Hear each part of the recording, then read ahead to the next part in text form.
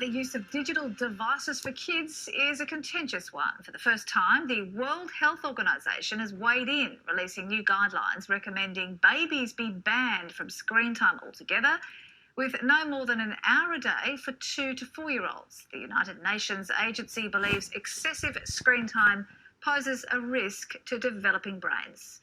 To discuss this, I'm joined by family digital literacy specialist, Dr. Joanne Orlando. Hello. Jo, thank you so much for coming in. Thank you.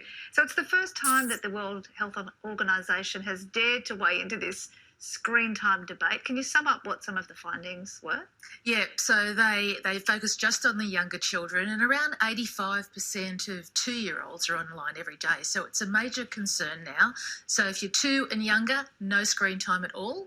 2 to 4-year-olds, just 1 hour. So that means just 7 hours per week. And a lot of parents are finding that really tricky to stick by. To start with, these babies having no screen time at all, what do you think about that? Well, I think babies, I think that's a good choice. That's under 2, they're saying. So I think under 1 particularly, we know that's a crucial time for development. So, and that's particularly a time when they're developing their language skills. So if a child is in front of an iPad or a screen continuously, well, it's going to interrupt their opportunities to make those sounds and start to talk. And that's through to the age of 2 as well. But the 3 to 4-year-olds, that's also a really important time for language development, social skills, learning to read and write. So minimising that, they're saying that's sedentary, it's not educational, they shouldn't be doing that. So many parents argue, and I guess there is merit in this, that certain TV shows and certain apps actually have educational value. They're not just, as you say, sedentary and sitting back and being placid in it.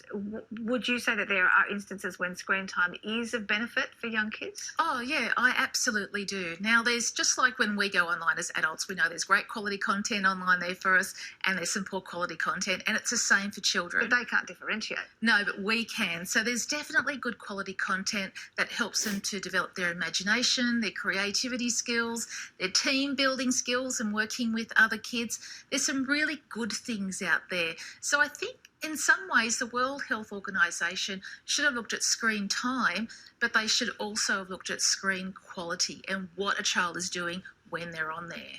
So the WHO, by doing this, is seeking to address those claims that we hear all the time, that electronic devices are addictive, that they've got this addictive nature. What are your thoughts on that? Is there any evidence for that? Well, all the evidence that's feeding into these recommendations is quite weak. And the World Health Organization have said that. They said there's just not enough research out there.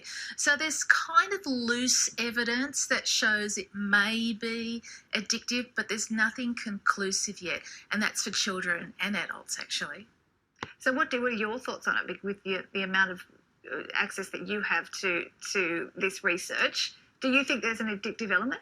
I think there can be, but I think it's more got to do with the social context that surrounds a child's technology use. For example, and this I think feeds an addictive element.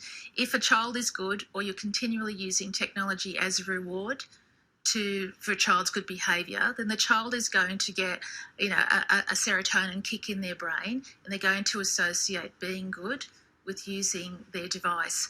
So if the more that happens, the more that will kick in, and it will lead to them wanting to use their screen more and more. So it's not an addiction, but it's something that's built up over the social strategies that have been used. So how, as parents, do we make our way through this minefield of what's appropriate and what's not, and how long and what sort of quality? Yeah, so the recommendations are for 2 and over 1 hour. So that's kind of what we should be thinking of. And so it's not 5 or 6 hours a day for a 2-year-old. So it's making sure that they have some time on a screen, but some time outside playing around. So a good balance.